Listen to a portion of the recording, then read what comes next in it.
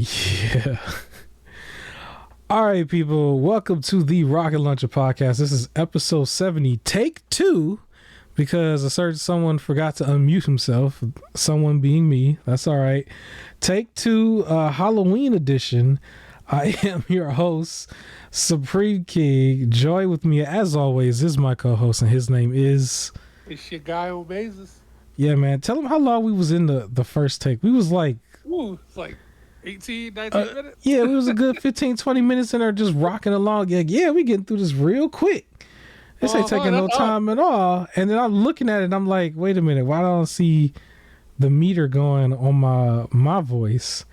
That's when I realized I wasn't even like live. I was muted the whole time and I was like, man, like, come on, bro. Like, come on, bro. So now we got to restart it. It ain't going to take that much longer to go through it. And it's the first time for everybody else. But I hope everybody's enjoying what I guess is the Halloween weekend for them. Yeah. And then, for us, we had some warmer weather. We got some 70-degree days. Yeah. And then, unfortunately, I think they said today is the last 70-degree day. But that's okay. I don't really... 40s. Yeah, I'm not really big into Halloween candy, but I did went and go and got myself some Reese cups because I at least like Reese cups, so I went and got a couple of those. I like Halloween. I'm a Halloween person. It's one of my favorite holidays. See, I like the movies and stuff, but I do that like all the time. Parties, costumes, all of that stuff. I'm not really a trick or treater that much. Like, I don't do that because I'm an adult. Yeah, at some point it's like I just go buy it. Like I bought the Reese cups, then I got a small thing of M&Ms over here by me.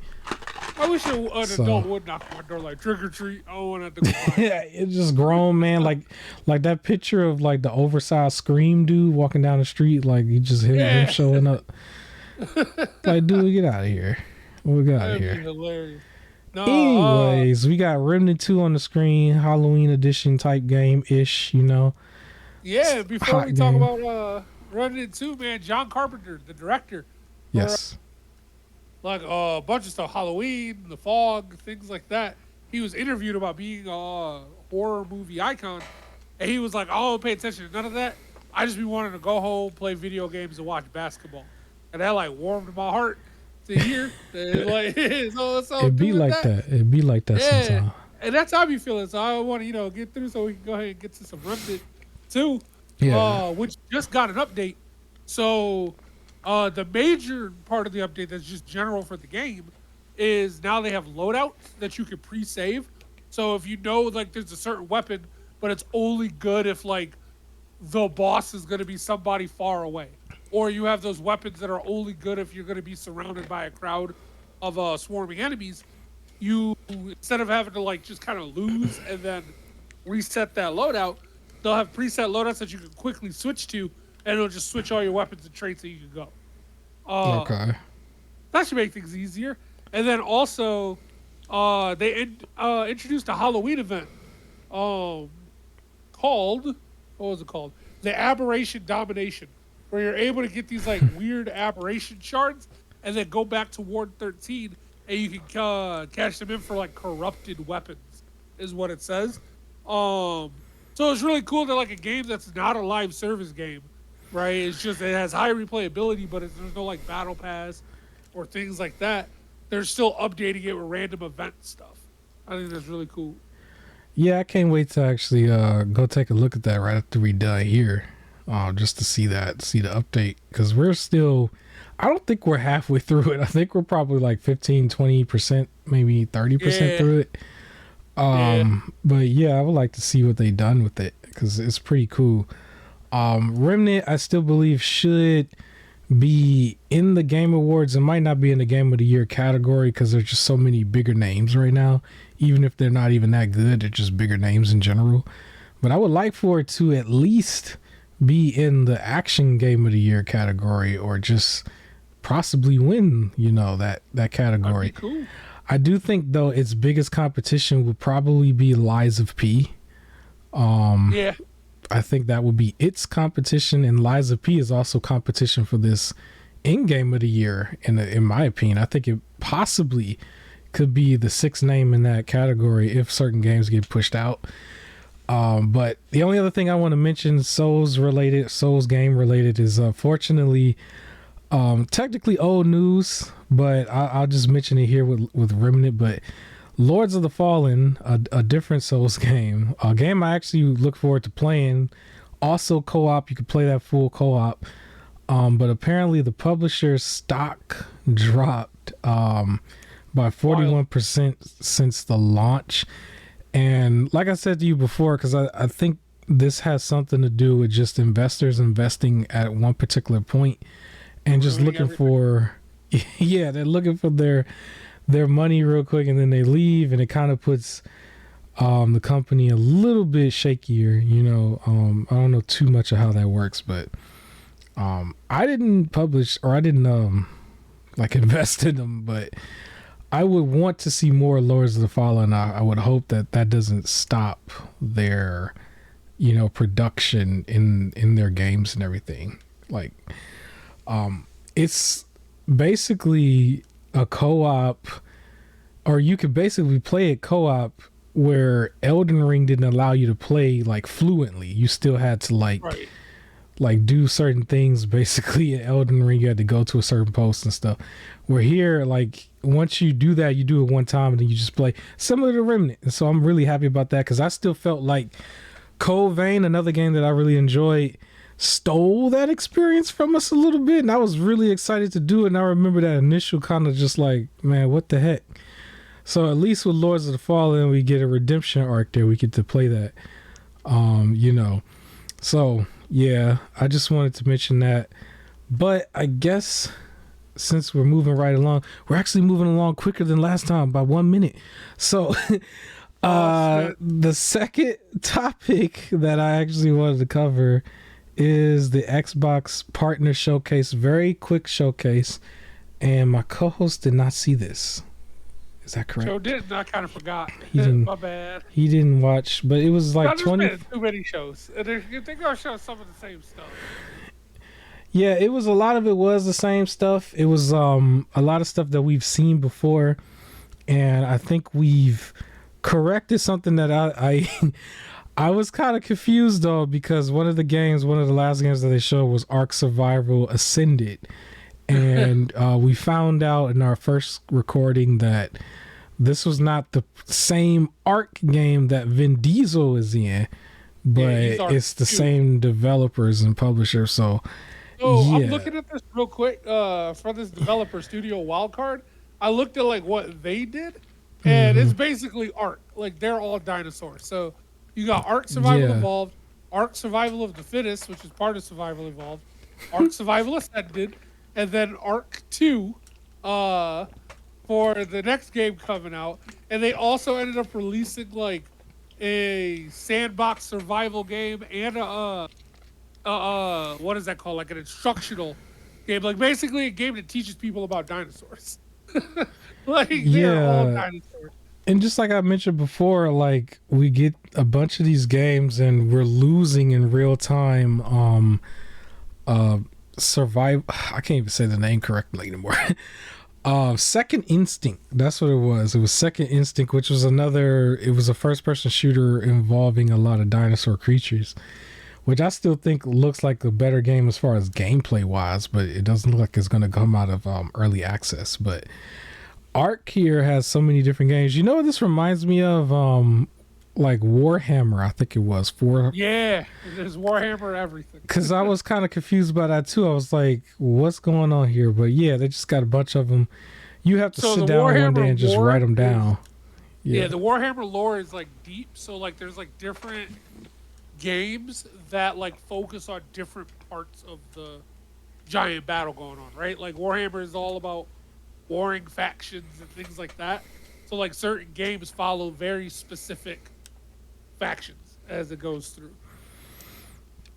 And then some of them have different mechanics. Some of them are like real-time strategy war games. Some of them are endless like horde games. Like so, yeah. And then one's based like Colonial Marines.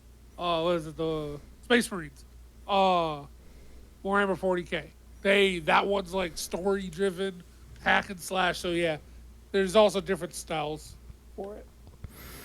Yeah. So the Xbox Partner Showcase was about 25 minutes or just under 30 minutes, and they showed you a bunch of games that we've seen before.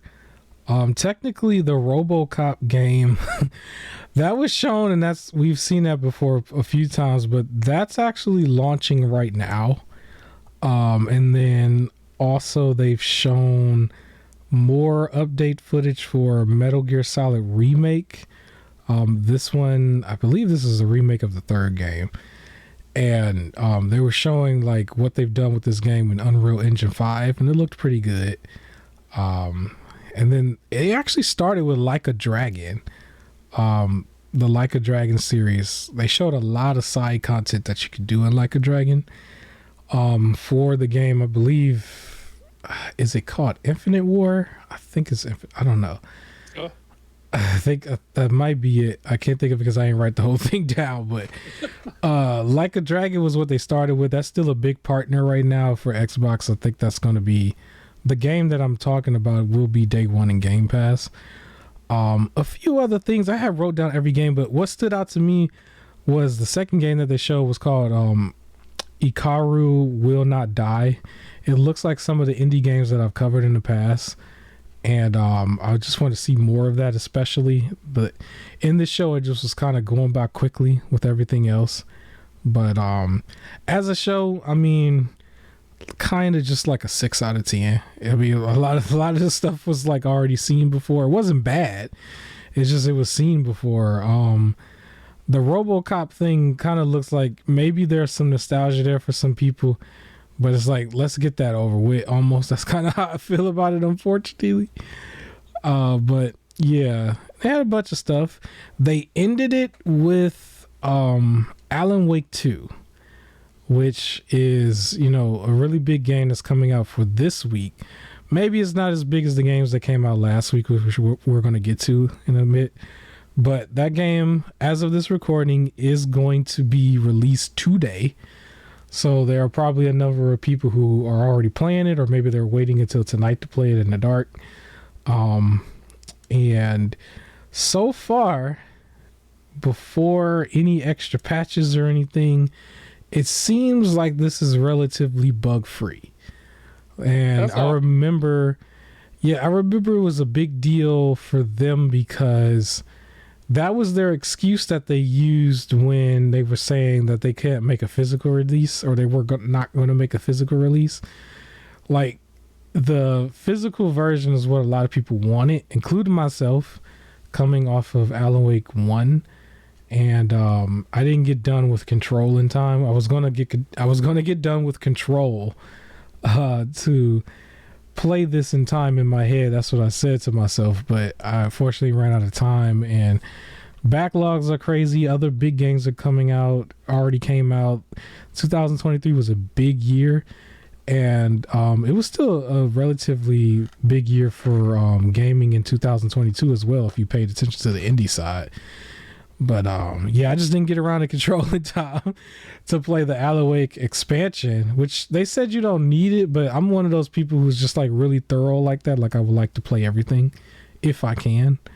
But yeah, this is launching today, and the game will be around 20 hours long. You know what's funny? We went through a version of this that I accidentally muted myself, right? And I know ahead of time that the Alan Wake footage is going to come on in like a minute and a half, but I'm still like going to try to finish this before it goes on.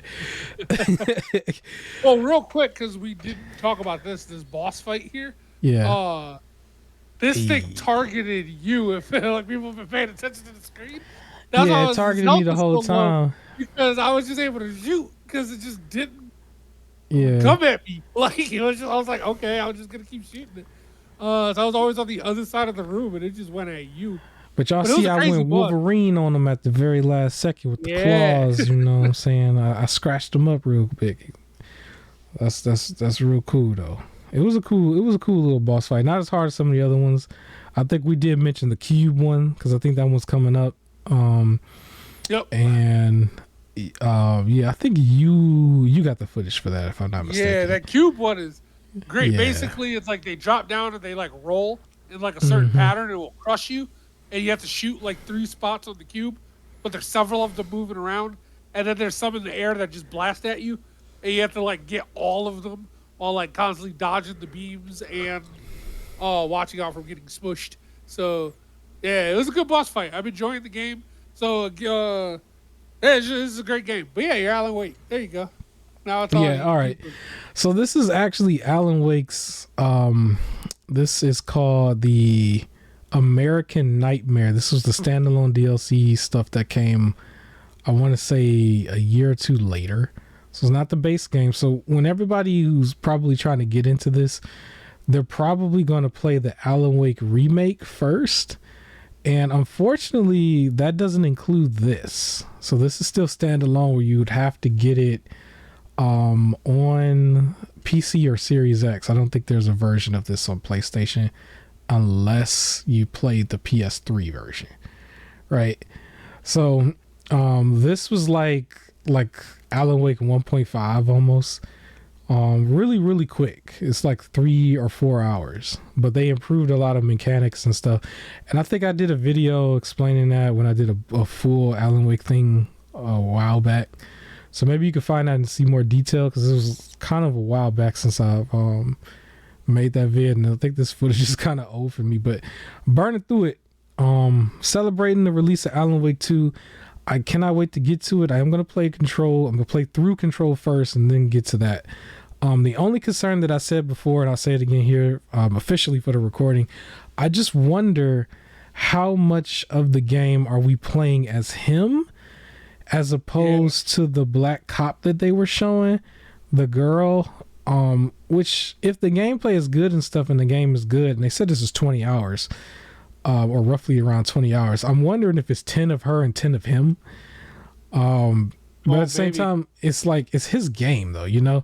I know they were inspired heavily by Resident Evil 2, which if this goes long enough, we'll see some Resident Evil 2 footage here as well. Like, that is still one of the better Resident Evil 2s or Resident Evil games. Resident Evil 2 remake, I should say. And so they basically modeled this game after that game, right? And we know from that game that you mainly play as Claire and Leon, and it's set up where you would just play the same campaign twice, and you get to see stuff from Leon's point of view and stuff from Claire's point of view. Like, I'm starting it as Leon, and I'm going to go back and play it as Claire to see the different cutscenes and the different events that happen in different spots. Some stuff still is the same because you still get chased by Mr. X at the same spot and everything, you know, but they just have different scenes and stuff there. And I'm wondering if the Alan Wake game is somewhat the same in a couple areas, you know, but majority of the promotional material featured the black lady. I don't know what her name is yet, but I know she's a big part of it. But she had like a very interesting name. Okay. I'm gonna actually look this up. Okay. You know what would have been funny while you looked that up? What if they had got the Forspoken girl to do that? And she was like cussing up a storm and everything while she like fighting all the demon creatures and ghosts and stuff. Yeah, but Saga Anderson. Shout out to Miss Anderson. Shout out to Mr. Anderson. I need another Matrix game, man. But anyways, I do also want to mention, because I'm going to go on and on about Alan Wake. I'm a big fan of Alan Wake. For anybody out there who's not really into the horror stuff, but they are into the sports, maybe some combat sports, UFC 5 also launches today. I think I had mentioned before with you many podcasts ago that October was a very stacked month. And now a lot of games are pretty much come out. October's almost over, as crazy as that might seem. The 2023 is almost over, as crazy as that might seem. Because I swear you blinked and it had just started and now it's over. But yeah, for anybody out there who's a fan of MMA and a fan of the UFC type games, this is an EA game. So if you don't want to play it right now, most likely it might end up on EA Play or also a part of Game Pass through EA Play. But yeah, UFC 5 also launches today. Alan Wake 2, I believe, launched at $50 and it's only digital. And I remember them saying that they wanted it this way so they can continue to work on the game instead of like printing out a certain version of the game and having to do a day one patch. And I guess because of that, seemingly, I'm just talking from the outside in, it's not as many bugs in the game for a lot of people, a lot of players and reviewers. It's a relatively cool, horror-ish game that you're probably used to. But it's not that much of a buggy experience from what I've heard. But I guess speaking of a buggy experience, from the outside in, or now from the inside out, we got another player of one of the hottest games to come out last week. This was Spider-Man 2. A lot of interesting information came out about this game since last week. To recap before I give you the floor, the game came out. Its biggest rival for the day was Super Mario Wonder. And when the game came out, it was talked about a lot more, but it was a little bit more negatively, and it sparked a big conversation about a whole bunch of stuff. And initially, one of the big things that I had a problem with was just regular bugs in the game and how it looked like it was kind of swept under the rug, apparently. But since then, a week later, we got some more news. So apparently, the day one patch for a lot of people was supposed to clean up the game a little bit more for the audience out there, and the reviewers was playing the pre-patched version, which may have been a better version on paper. But after the patch, it kind of made the game a little bit worse. That's when everybody was seeing all the buggy, all those clips and stuff that I had and sent out to you. However, there was one thing that was bigger than all of it, apparently, that you could touch on real quick, and that was involving the flag for Miles Morales that was on his wall, and the controversy that I think, honestly, which is kind of a shame, but I think just like Hogwarts Legacy, this might be the one thing that might shadow it out from actually winning Game of the Year. Yeah. Because it's like a cancel culture thing that just overshadows everything. Because technically this overshadows the actual bugs. This was the thing that people talked about. Like when I was on social media after the bug stuff, and I'm like looking, and all I keep seeing is like, great game, 10 out of 10, 10 out of 10, amazing, blah, blah, blah. There was one popular glitch that people turned into a character where like Miles would turn into like just a series of just like blocks. So they were like, it's Spider Block. And then they patched that out. So people were like, rest in peace, Spider Block. But then when this happened, did people get mad? Like, it's just nonstop articles. So my people, Puerto Ricans and Cubans as well, are very passionate and prideful people. And the flags are very similar, but they get everybody very upset if the wrong one is used.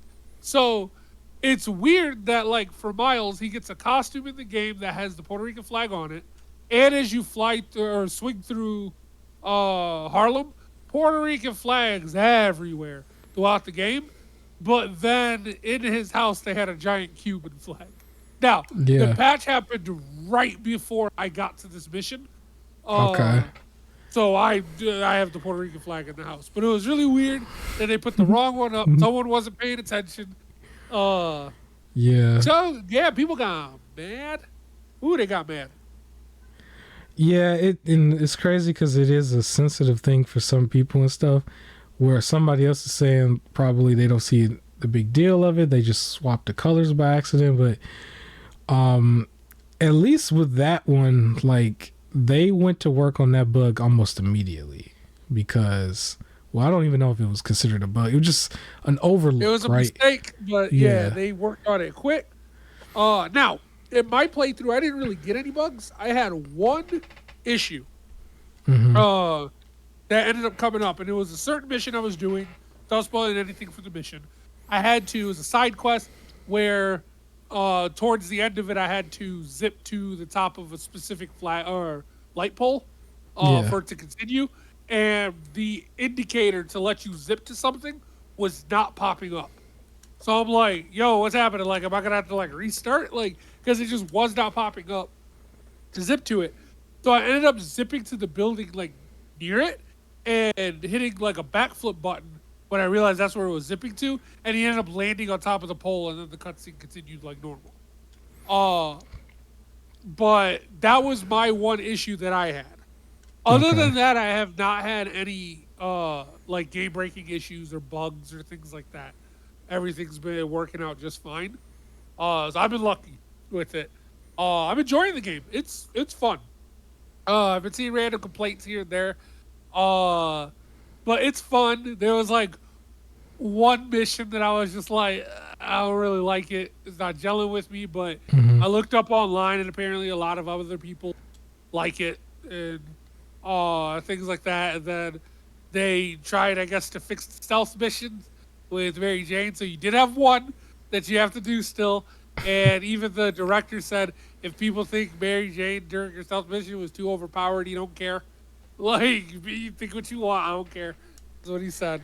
Uh, A lot of inspiration from Last of Us, from what I was seeing. yes, that mission is pretty much, yeah, is all like Last of Us. Yeah. Uh, that's what it felt like I was playing. But overall, I am like, thoroughly enjoying the game. The story is great. If you're a person who like are one of those, it really needs to stick to the comic book, you are not gonna like this. Like they went with their own route, but in its own contained universe. It's good. I'm enjoying it. One thing that I do like, there's these like collectibles in the game that they're designed after just like different comic book characters.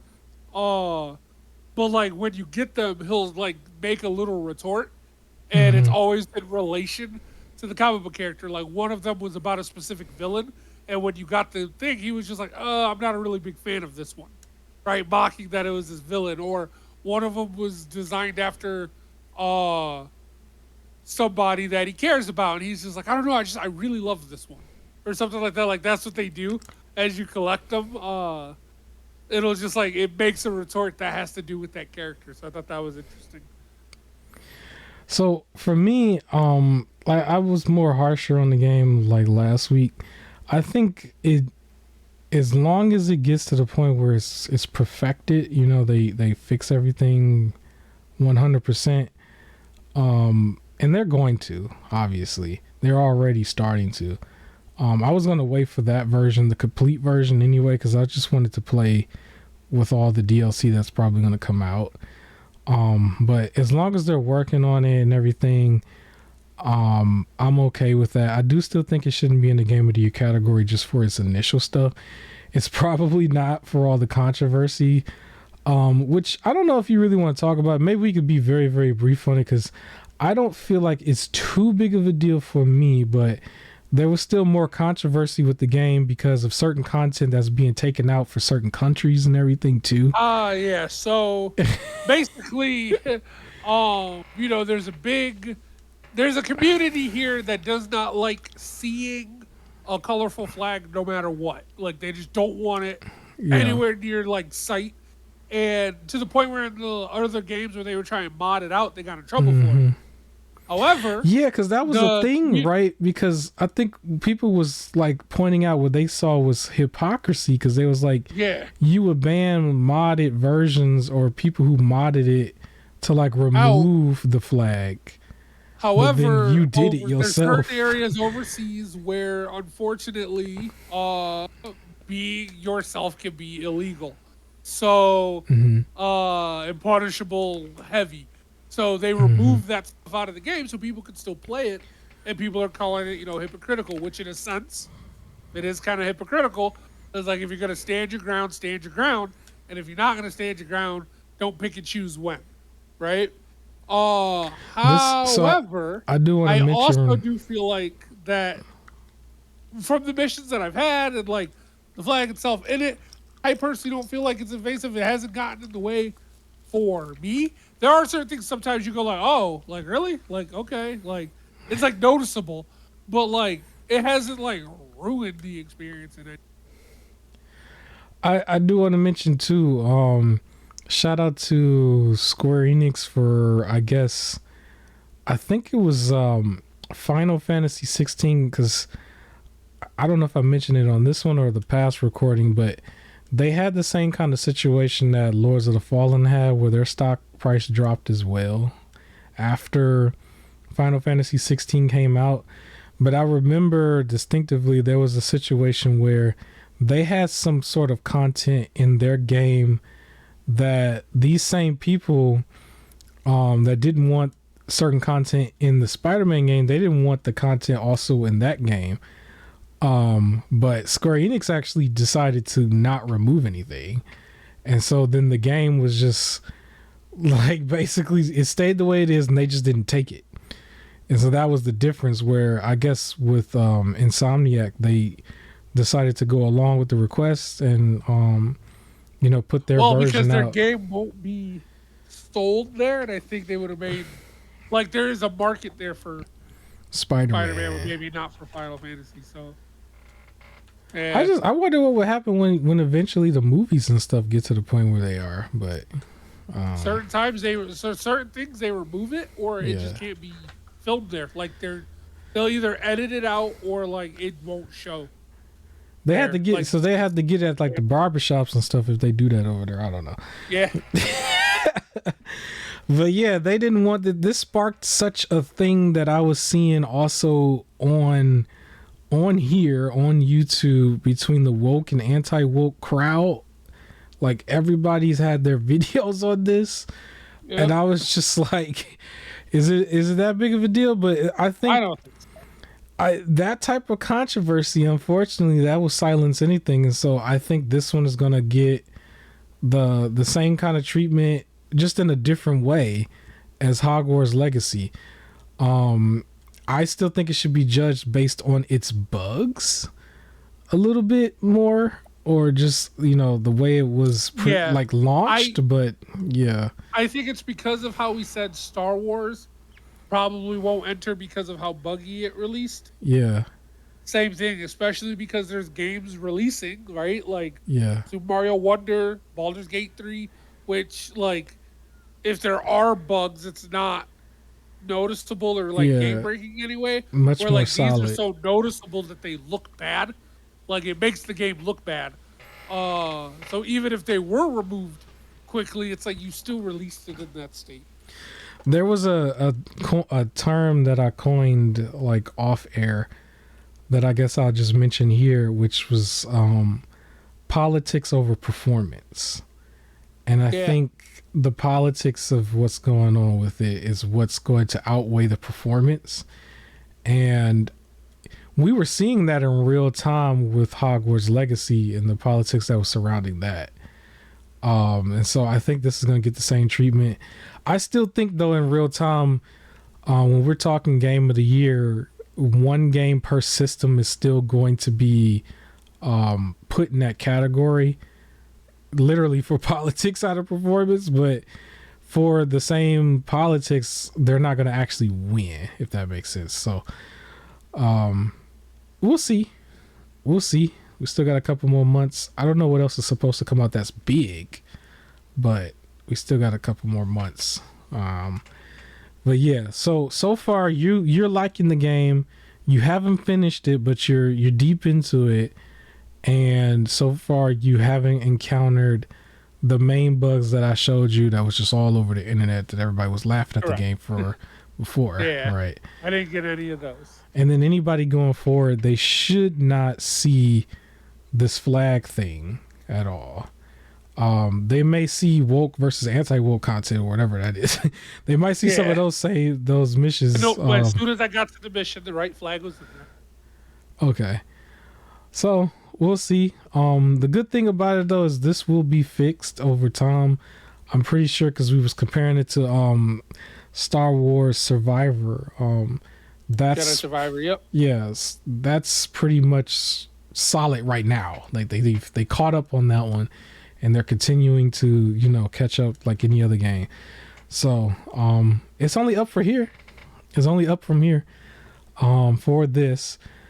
But I guess we could probably move on. But before we go any further in the topics, I just want to go ahead and do the middle of the road stuff now.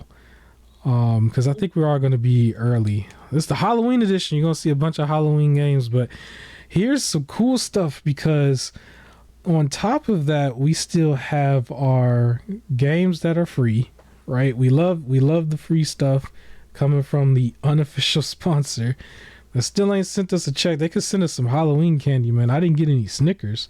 I got only Reese cups and M&Ms. I could use some Snickers. Maybe they can give me some Snickers, man. I don't know. But anyways, the unofficial sponsor, I basically just talk about games that you can get for free. This is mainly on PC for this, and then sometimes you'll get some free stuff on other systems or whatever. But for this, the sponsor or unofficial sponsor is Epic Games, and they give away 1 to 2 games every week. And just like I've said constantly before, you do not need to have your credit card or debit card or any sort of payment linked to your account. You just need to make an account and claim the games. Once you've done that, you can log into it from any device that plays PC games, and it should be there to play. I always recommend the Rogue Ally for any starter system if you can't afford a full PC, and then obviously you get a full tower and play at up to 4K, 3000 frames per second, right? So the first game that is available from now until November 2nd, so just after Halloween, you have Tandem: A Tale of Shadows. And the second game was The Evil Within 2. So hopefully you guys got Evil Within 1 last week. You can claim Evil Within 2, finish the story up this week. And there's your horror games. Those games aren't too long. You could probably knock them both out if you stay at home for Halloween. Evil Within 1 and Evil Within 2. Very, very, like, they are very, what's the word? Inspired by some of the early Resident Evil games like Resident Evil 5. And this is Bethesda's take on that, right? The cool thing is just after that, bro, I'm always messing up. You know what's funny? I guess I'm gonna have to improvise and pull it up because it don't look like I wrote the next week's stuff on here. But maybe you can help me out with that. Before I get into that, there is a cool thing here because Steam has some free-to-play games that are horror-related here that I think the people might be interested in. Well, one of them is horror-related. The other one's not really horror-related, but Steam has a game that is called Power Fantasy. It's a free-to-play game. If you look at it, you would have thought it's Vampire Survivor. Basically, Vampire Survivor was very, very, like, addictive. Basically, first showed up on the Xbox platform, and this one looks just like that. It was the free-to-play version of that type of game, so probably expect some microtransactions here and there if they really get you addicted. But at least you can play the free-to-play version. That's Power Fantasy under Steam. And also under Steam, there's a game called Teleforum. This one is like also free to play, but it's set up like a found footage horror game. This one's like straight up horror. It's brand new. It's only been out for about a week and a half. And you can check that out as well. And then I don't know if my co-host got the Epic Games for this week. Do you got it? Yeah, I got it. All right. For the, awesome. you mean the next week one, right? Or yeah. So I think it's from November 2nd to when? November 9th. We have Fist Forged in Shadow Torch, It's like a rabbit with like a giant metal like fist. I Okay. think it's a top down game. It looked pretty interesting. And then the other one is Turnip Boy commits tax evasion. So That could be horror for somebody. You know. it's you play as like a little turnip, Okay. solving puzzles and like pretty much running from the IRS while like solving puzzles and platforming and fighting it said monsters and everything and things like that. But yep, your turnip boy commits tax evasion. All right. Thank you to my co-host for coming in clutch and saving the day. Because for some reason I'm looking at this and I did not write the second set down, but that is okay. So yeah, there's like 6 games there all together to check out. All of them are free, you know. And then we got a nice little horror game there, that Teleforum. You can probably play that real quick, get spooked out tonight, tomorrow night, however you want to do it. And yeah, we can move on. There's a couple more announcements that are very, very quick that I could add to this. So I mentioned within the Xbox Partner Showcase that they showed Metal Gear Solid, their new remake that's going to be coming out for, I think it's Metal Gear Solid 3. So the Metal Gear Solid Volume 1 collection, this just released on the 24th. And so I guess that was released everywhere. You can get it even on the Switch. But I'm hearing that it's set up more like a cash grab. Like it's not as good a quality as like, basically if you had this collection on PS3, because it's on the PS3 and you could have bought it, you could have bought the 360 version on the Series X on the digital store. If you bought any of those versions, you probably would have got the same game, is what I'm hearing. They're saying it's not that much of an increase at all. I mean, the games are still old. Like the original games was like PlayStation 1 and PlayStation 2 games. So it's only so much they probably could do. But it looks like even if you bought the PC version of this, you're not seeing that much of an improvement apparently. But if you never played, you still get the collection here on an up-to-date system. 4 is the big one that's still stuck on PS3, and you would need a PS3 and 4, I guess, in order to play it. That's actually how I have it. 4, and then 5 is on PS4 and Xbox One. They may come out with another one. We might, who knows? But yeah, so that's that. And then we mentioned so many games have come out in October. Was it overwhelming for you, co-host? Was it overwhelming? No, because I didn't get most of them. So Okay. I can see if like there was really out of it, there was only 2 that were like a priority for me, and I only got one of them. So like Okay. priority was Spider-Man 2 and Super Mario Wonder. Alan Wake 2, like even though that's like a great game, looks great and everything like that, I haven't played the first Alan Wake or Control or Quantum Break yet. So there wasn't like a rush to get it. Yeah.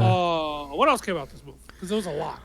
Well, I did want to mention people were criticizing, I guess, Sonic Superstars for coming out around the same time as like Spider-Man and Super Mario Wonder. Apparently that didn't sell too well. It actually flopped really hard because everybody was paying attention to the other 2 games and then, you know, Alan Wake as well for this week and stuff. So Sonic got left in the dust. So I expect that game to drop in price very quickly, and just as quickly as like the Frontier game did last year, right around Black Friday. So it's possible that might get a nice sweet Black Friday deal this upcoming month. Okay. And I might get it just like last year, because even I still believe Frontier looks like more work was done in the Frontier than this Superstar game. But yeah, it was like 8 or 9 games overall when you really write them all down that came out basically for October. But guess what, man? What? It's still more to come. You know why? Because Playdate said, hold my beer. And they dropped 9 exclusives on October 24th. 9. 9 games, man. They said, hold my beer. I don't care who or what, when, where came out in October. They got 9 games that dropped that are exclusive to their platform. I told you, man, you can't sleep on Playdate. That's 9 more. They probably up to like 450, 500, 5,000. I don't know, man. It was 400 and something last time we counted it up. Now, I don't know. They dropped 9 of them, man. They said, listen, we got the games over here. So October was definitely a stacked month. You had however many games that came out from everybody else, and then Playdate matched it. Missed out on Playdate. Dang. They matched it, man. They matched it. Yeah. And then the last thing, I think we could be brief on this one too, because I don't know all the details on this, but the last piece of Halloween, it came out and was snatched away from us almost immediately. That is Batman Arkham Knight. They had the Batman suit from the latest Batman movie featuring Twilight himself. And I don't know if anybody downloaded it in time, like they get to keep theirs. Like appeared in the game. Like it wasn't like an extra download. It just it appeared in the game as like an update, and you just open the game and it was just there. And then now they like re-released an update. So it's just gone now. So I don't know. I think somebody may have asked or reached out to ask, and they gave a political answer that really didn't answer any questions at all. What I think it is, honestly, is I think this suit is supposed to release alongside them releasing the trilogy on Switch. Okay. But then the Switch one got pushed back till December, right? So it was supposed to come out relatively close to this time-ish. And I think Epic jumped the gun and just like released it, not realizing, no, this thing is not supposed to come out until the Switch one. And since the Switch one got pushed back to December, it's not coming out till then. Okay. And we know how Nintendo is about being complete when they have stuff on their system. So it's possible that is the thing. If that's the case, then we will probably see the return of this. Yeah, I'm sure it'll come back. Soon. It'd be weird that they released this as an update and then said never mind and then never release it like you made it. Yeah, that would be kind of strange. Unless you're making a new Batman game like you made it. Unless they're also, some people are saying that if they're going to release a new one, they should remaster the trilogy along with Origins for the current systems. Yeah, because I believe Arkham Knight especially people wanted a patch update for, because there's technically not a next gen version, aka 60 frames per second on console. That would be nice, especially for anybody who hadn't played it yet. I mean, majority of the people have already washed their hands with this game already. They played it a billion times. So I would like to see Origins get some love. I mean, Arkham Knight was 8 years old and they just released this, but I know Origins is not made by the same and it's like its own thing.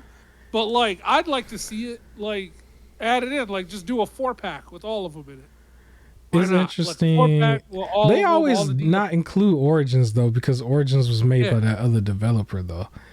So I don't know. But like, just include it. Like, quit hating, just include it.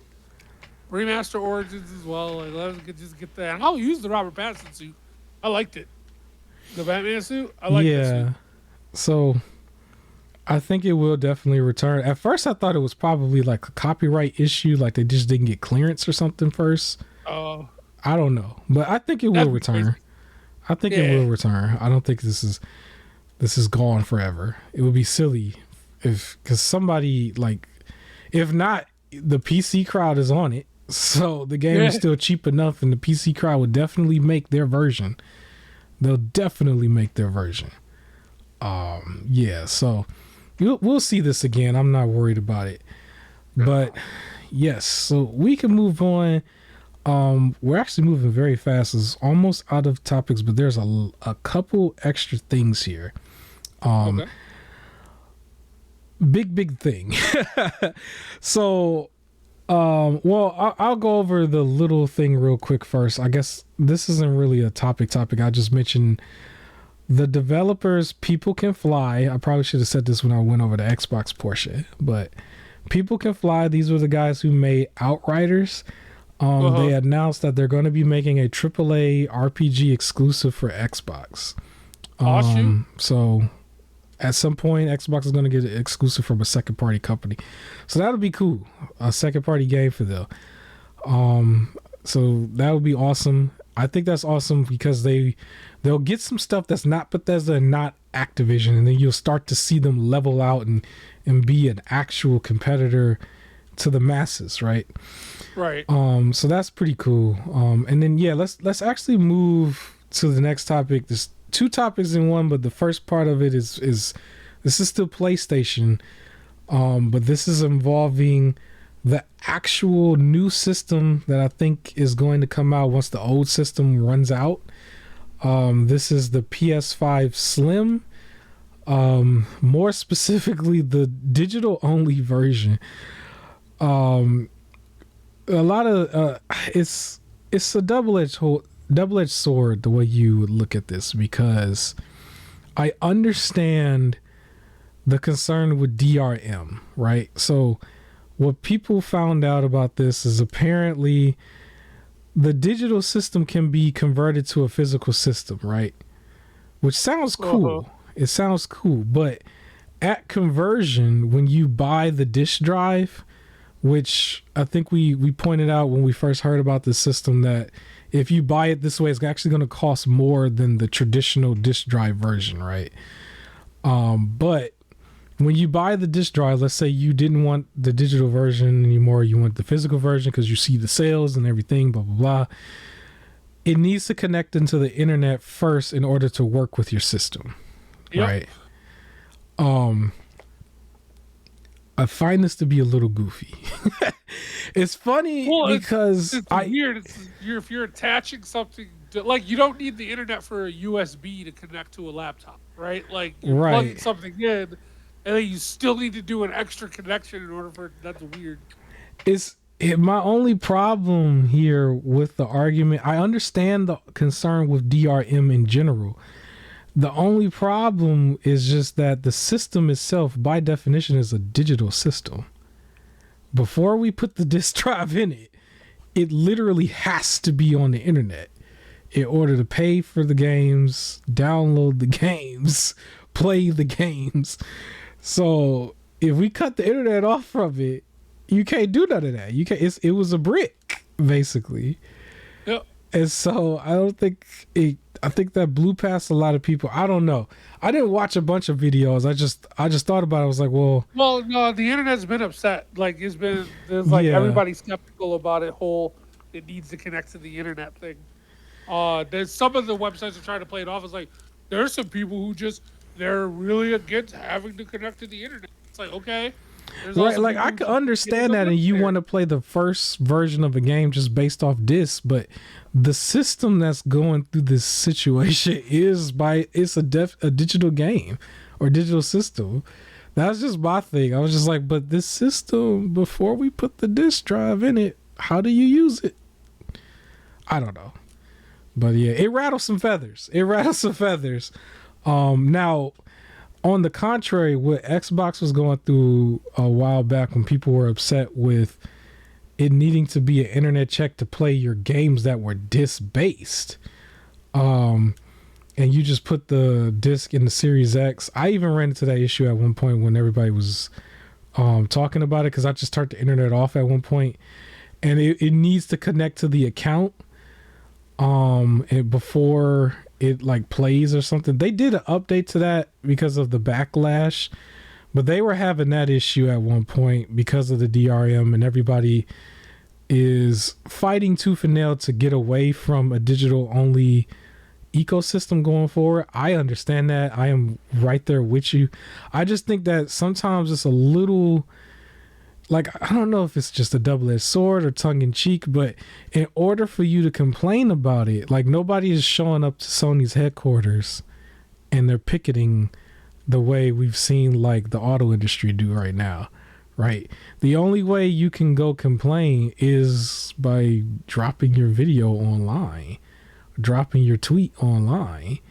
Like you would need the internet to voice your complaint about it, and then it becomes an issue, right? It's like the internet is still needed. I can't do my work without the internet, so I can't think of a time I would go without the internet for a long period of time, just for my personal stuff. But so I guess part of it is like I can think of specifically. So me and some friends will go vacation. Yeah. And if we go on vacation to a cabin, up in just going to vacation to a cabin, there's not always guaranteed to be internet or good internet, right? Mm-hmm. So one of the ones we went to didn't have any good internet. So I had ended up bringing my Switch because I know some of the girls I wanted to play Just Dance. And we kind of limited to like what was on the system because we weren't connected to any sort of internet, right? Or I brought my laptop so we would have like movies that we could hook up to the TV, but like I needed to make sure I had everything downloaded onto the laptop because there just wasn't going to be an internet to get it.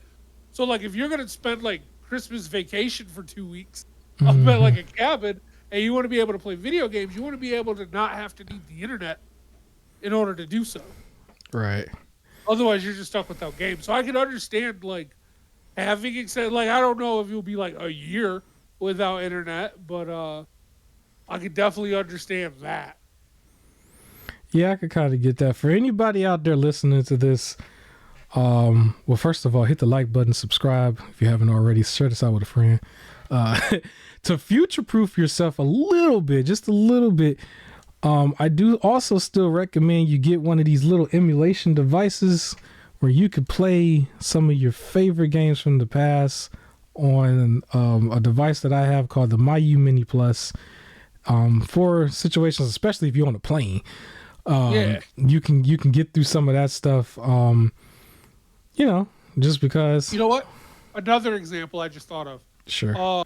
It was an image that revealed of wrestler AJ Styles still playing. He looks so Xbox uncomfortable in that. Yeah, but he's playing that. He brings his entire Xbox 360 set up, full system, screen, and everything to play Madden because he said he heard that after 30 seasons of like playing through the season mode, it just ends. So he's like always trying to go through it pretty much a game at a time until he reaches through 30 seasons. So he just travels with it. So if you're going to be traveling and you don't know if you're going to have a stable internet connection, I would hate for my game to just cut off because it's like you can't read the internet. Yeah. Like, especially if you bought it, it's physical, things like that. Or like, again, with the case of like vacationing, let's say like I bring my console, right? Let's say I got to spend the weekend with family, but I ain't really got to interact with them. But I got to spend the weekend at like a cabin, or not a weekend, but like a week. It's just like 2-week thing. Like all up in a cabin and everything. So I bring my console with me because I want to play through God of War or something like that. And now all of a sudden I can't really play it because it's not connected to the internet. Or what if I can play it, but then one of the cousins is like, hey, I bought this game like in town and everything. Like, can we play this too? And it's like, sure, but we can't download it because we can't connect to the internet. Right. Even though we have the disc. So I can see situations where it comes up, especially for those with big families that always like got to travel somewhere for every holiday. You just want to bring your own stuff without being forced to only be able to play like DS games, you know? Now for disc-based games, having DRM with it, I am right there with everybody. That almost goes double for the PC games and stuff too, because it kind of just affects performance, and it's just like you don't want to have to deal with that if it's literally affecting the performance. It's actually the worst on the Switch, which I'm pretty sure a lot of people can imagine. But I just felt like with the system itself, it just seemed a little like a head scratcher. But I think overall on PlayStation's, like, not really to defend them, but to understand the concept of it, most likely that little drive would probably have an update in itself, similar to the way the controllers do when they do them system updates. It probably would have been like that. Like, it needs to have an update to like merge it completely with the system as if it's like a disc-based system. So they make the software or the firmware believe that it's a disk-based system, and so you would need to download the firmware in order to do that. That's what I'm thinking. But yeah, it got blown out of proportion. And it is what it is. Do you have any other topics before I get into the last one, which might be a little bit more serious?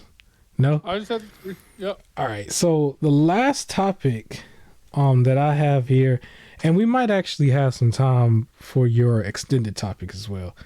But the last one is actually involving, I guess, PlayStation as a whole, in a way, but it's surrounding the news that came out with the lady who was just, well, on paper she left, but the news came out that she was actually fired, I guess, from some of the top people who released information from behind the scenes. But this is Connie Booth. She was a top producer under PlayStation for many, many years. Almost as older as some of the actual fanboys itself, right? So she is no longer with the company as of like last week. And she was really, really high up. And apparently news came out that some of the details around this was surrounding also some of the stuff with Jim Ryan and the idea of games as a service, and Last of Us factions is the main one that they were pointing out. So the story, basically, Jim Ryan wanted to make a big push for games as a service. So this is, depending on how we look at this, is it sounds like this story is going to be a good story for gamers, technically.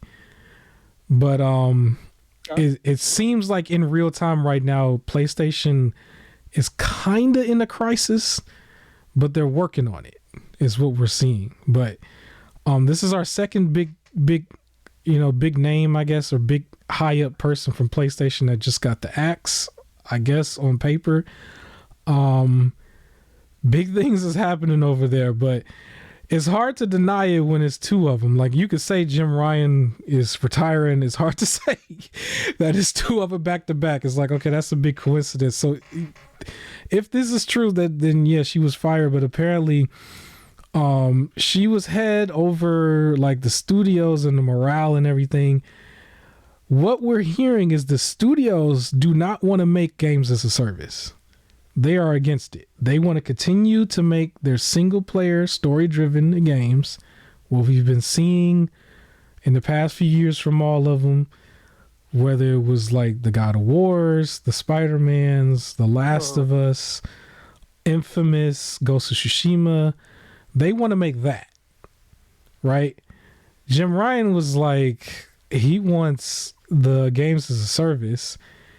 He wanted what factions was going to be for a lot of the games, because remember before they also said that they were going to make 10 of them. We were trying to guess what the 10 were, right? And Last of Us apparently is one of them. Basically, so Jim is out, right? The studios are upset. The studios are not feeling this. PlayStation Sony blame Connie for this. This is what we're hearing. They blame Connie for this.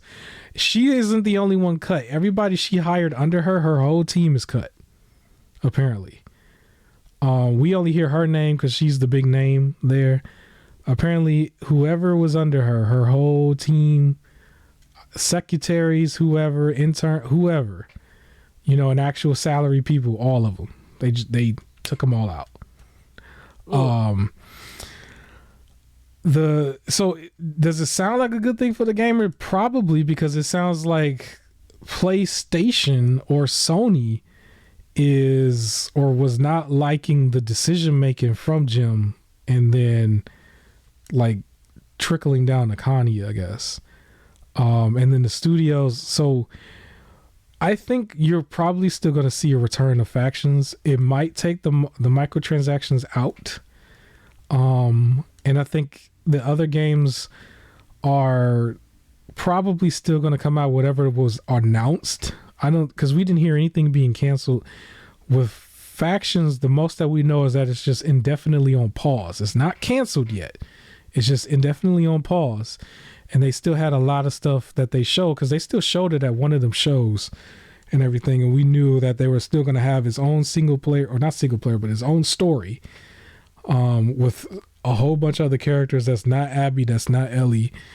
But that particular game needing to be on pause was like the final straw from the higher ups, is what we're hearing. That was a big no-no, I guess, which probably makes some sense because Naughty Dog is like a very top company. But we also heard at one point though that also has something to do with the company that they brought in, which was Bungie, which I still don't understand the details of that, but Bungie influenced that decision to put that game on hiatus for a little bit. And they bought Bungie in, we know, to help make the live service games. They spent that money, and somehow Bungie is still able to leave whenever they want, another detail that seems so odd. Somebody up in the higher ups probably don't like these details, because if we're going to go with the hypothetical and saying that they actually was fired, if you look at the details of like Jim Ryan, the Activision deal, like him agreeing to having only Call of Duty on the system and not the other games, that was like a weird thing that I think a lot of people question. I wonder if PlayStation questioned that themselves, and I wonder if they probably questioned the details of the contract for Bungie. I don't know. I don't know how it works, but yeah, they asked Connie, they asked her, and they asked Jim. And the good thing about that, it sounds like, because let's be honest here, we can keep it real. We did not like some of these decisions that they was making. We didn't like those decisions. And I'm pretty sure everybody would probably always favor a game that's complete at day one or close to day one, maybe with a DLC or two, but you would probably want that over a live service game. I don't know what gamer's asking for the opposite, right? So, yeah, that's what we're finding out. I think that PlayStation or Sony is looking to turn some things around internally, on a higher up level. So far, we didn't hear anything about layoffs of like developers at all. There are no developers that's being mentioned, retiring early at all. It's only these top up executives. And I don't know. Is this a good thing or is this a bad thing? How should we look at this situation with her? You muted? Where you at? You gone? I can't hear you. He's gone. I was muted. So okay. She's worked there for 34 years. Yeah. And so far, I mean, some of the latest decisions hasn't been great. So it sounds like they're, just going a new avenue. I don't think it's necessarily a bad thing. Mm-hmm. Especially since if you look at it, it's like they were thriving under story-based games. And when they started trying to move towards all these live services stuff, nonstop complaints, nonstop issues, things like that. So it's like, okay, we need some new leadership in there. So either fresh ideas or someone who understands, no, we should go back. Right? So I'm interested to see both. Clearly, they're just not going to move in the direction, hopefully, that would just lead them down a bad path. But I don't think it's necessarily a bad thing.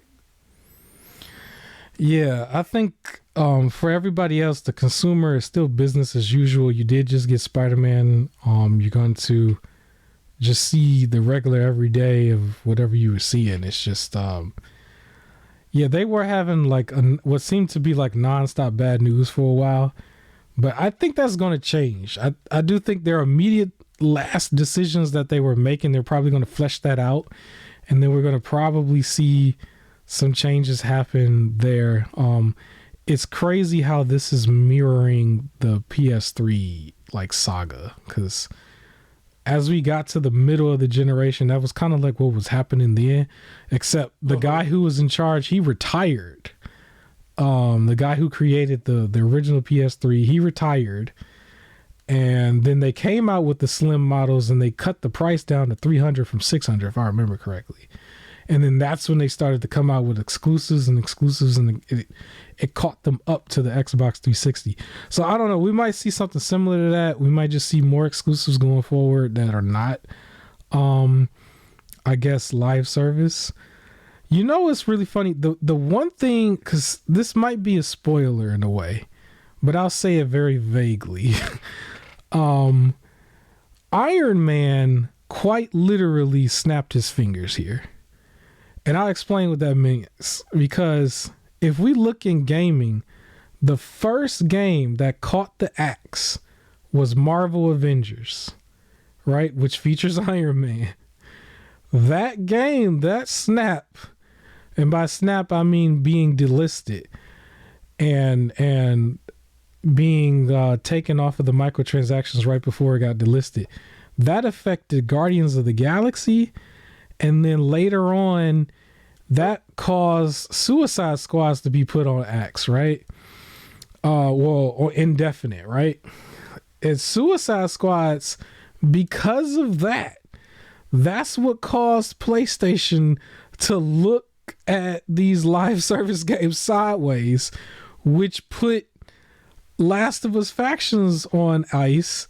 And it was starting to come out that we're starting to get, you know, some higher ups who was in favor of this long term. They're also iced.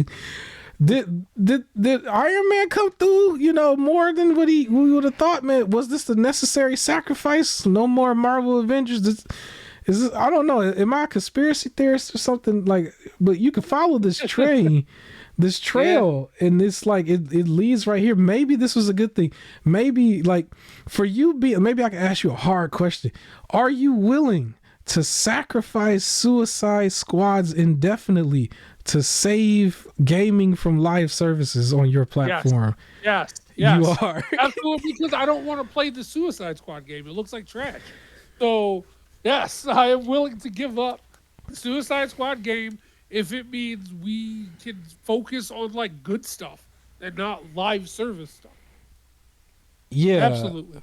Because that's what it looks like it was happening. You know what's funny? I don't think you could blame it all 100% on the live service games, because there was also at one moment that push for the NFTs, which came from people outside of gaming. It tried to infiltrate gaming.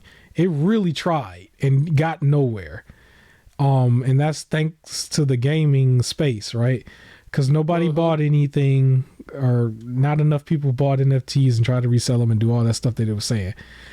But like, it looks like it's coming down to a few select games and Fortnite that's only going to be able to thrive in this live service environment, and everybody else is going to slowly but surely start to get the picture and say, maybe we got to create some real stuff here. Maybe it can't all be predatory, you know, because some big people are getting some axed, or getting some, you know, axes, you know. But I guess you could say on paper, you know, it's a big coincidence and just two people retired early, right? We could still say that's still technically the on paper thing. Now, here's the thing though. Now, if another month go by, we see a third person all of a sudden announcing that they retire early. I'm like, all right, dog. I don't know how well we could go with this retirement story, bro. I don't know. If a third person come through and we find out this person is like head of something like really high up, it's like, okay, I don't know, bro. I don't know. But this is a wild coincidence, and then all these details came out from under it. I don't know. I don't know. Is this good? Is this good news or is this bad news? How do we look at it? I think it's good news. For now, I think it's good, unless the next person that comes in is like, all right, guys, let's really dive into this live service element because I know how to do it correctly. Then it's bad. So it depends on the next move to see if this is good or bad. Yeah. We'll see. But live service was not the way. Excessive DLCs also is not the way. That's kind of swept under the radar too. But I gotta throw that out there. Talking directly to you, Dragon Ball Z. Excessive DLCs is not the way either. But yeah, that's pretty much all we got. But you know what? I can throw in your last topic if you want to do it. You bring it up a bunch of times. The last question just to bring it up. You want to do it real quick? We early. No, we can. Okay. Or we can hold off on it if you want. I don't know. It's up to you. I mean, it doesn't matter. I mean, I don't think we can hold off on it if we mention it to the people. They're gonna be like, "What? What is the topic?" All right. Well, it's not that bad. So, okay. I was bringing up I remember I forgot the wording that I used for it, but it was basically video games where if we could have any game or game series remastered, right? Like, what would it be? Remaster or remake? Is it specifically just either one, like remake or remaster? Okay. So either remake it, like let it continue or something like that, or a full on just like here's the old one but like better looking. For me, it was the Army of Two series. So I've been thinking about that game lately. It was a co-op game. Where you're two military bros going through stuff, and they had 3 games. Last one didn't do so well because they focused on new protagonists, but the story to me went like it worked. I was fine with it.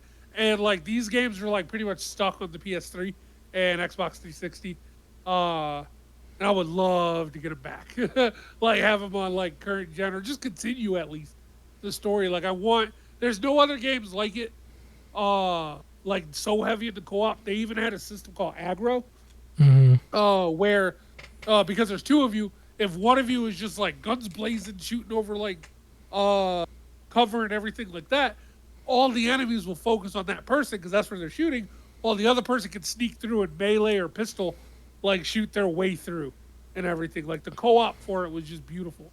So I definitely missed that game. Okay, for me, it's kind of weird because the series is still going, but what I would want is to see some of the original wrestling games come back, but like similar to how like they did WWE 2K13, where it was just like you still had the old roster, but then you had the new roster, right? Yeah.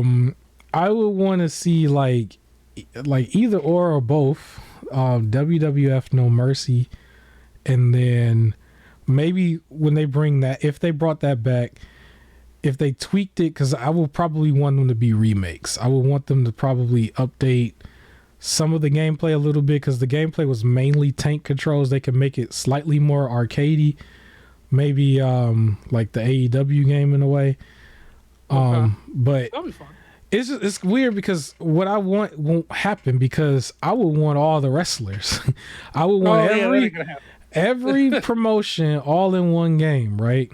Every promotion with those like up to date graphics, but that play style, or the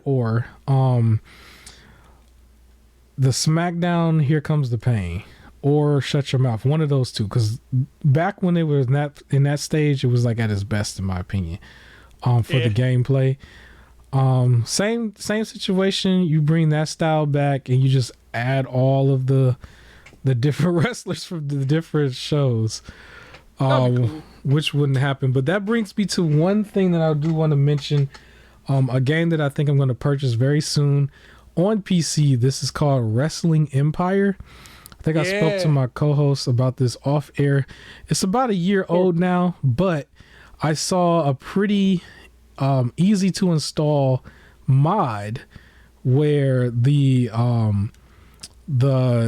fan base, the community creators, have done the entire work for you. So if you got the PC version of that game is $20. I was kind of about to wait for a discount, but I think I'm gonna just go ahead and just do the $20 because I would like to support this. I don't know when I'm gonna do it. Probably when I like ease out the backlog, but I do think I'm gonna do it before Christmas for sure. Probably before Black Friday. But I saw a tutorial where somebody was able to download the basically the mod for it, and the game will correct everybody's name. Because if anybody's nice. Oh yeah, I did see that. Yeah, like real quick, can we finish? Yeah, because I gotta run real quick to go grab something. So I'm gonna let you close this out. No problem. That's no problem. I'll just say, like, peace to the people. But yeah, I did see that mod, but I'll be back. All right. Yeah, I'll close it out. But so basically, the game has all of the wrestlers in there currently up to date. If you do the mod, you'll know what mod I'm talking about when you just search it. Look for the most recent one. It's going to have all of the current rosters and some of the Hall of Fame people from all of the franchises that's like pretty much American based. And then they have the New Japan Pro Wrestling stuff in there. You got some of your AAA guys up in there, and obviously the WWE and the AEW roster, all of the belts are in there, and all of the guys have all of their moves and everything. Somebody just hooked this game up. The game was made by one developer, and the developer it was inspired by WWF No Mercy. You'll see all of the influences. The big thing about this is that it has a very in-depth, long career mode where you can really play out a nice, lengthy career mode for this game and really, really have fun with it. Obviously, if you're a wrestling fan, some of the bigger games are probably going to come first for you, like the AEW game, the WWE 2K game, probably Fire Pro Wrestling. But you can add this on if you have the PC version. If you have the Switch version, I believe you would have to do every last one of them one by one because you can't really download the mod for Switch, unfortunately. I highly suggest you get the PC version so you can do the mod. And then, you can have all of the characters. I am going to do this. This is going to be very, very fun. But yeah, that's all I got for you here. Leave a like on this video. Subscribe if you haven't already. I will catch you on the next video. Also, at some point in the future, I'm going to do a special segment where I highlight a lot of different new emulation devices that have come out recently, which includes the MyU Mini Plus that I give a lot of praise to, but there's been a lot more that's come out since then. So we're going to probably take a look at them and see which one is the best one for you, depending on your situation. Run through some scenarios to see, which one works for the type of person, and then compare which one you would get if you already got something like the Steam Deck, because the Steam Deck kind of makes it pointless to an extent, because I still think even if you have the Steam Deck, you should at least own one of these, because the MyU Mini Plus is like anywhere from $50 to $70 depending on where you get it, and it's definitely worth it once you've loaded it up. So I'm going to talk about that at some point. I am also going to talk about the nerdcore stuff, which is heavily involving like Power Rangers, a lot of fandom there, a lot with the figures, and a lot with like what we would like to see with like possible games and stuff in the future. But I talked about their Megazords in the past. I do want to talk about that once the main super expensive one comes out. And I'm pretty sure it's going to come out eventually because it's been pushed back, and I know the people want their product. This thing cost them $450. So we're going to talk about that at one point as well. Other than that, have a fantastic Halloween, and I will catch you on the next video. Peace.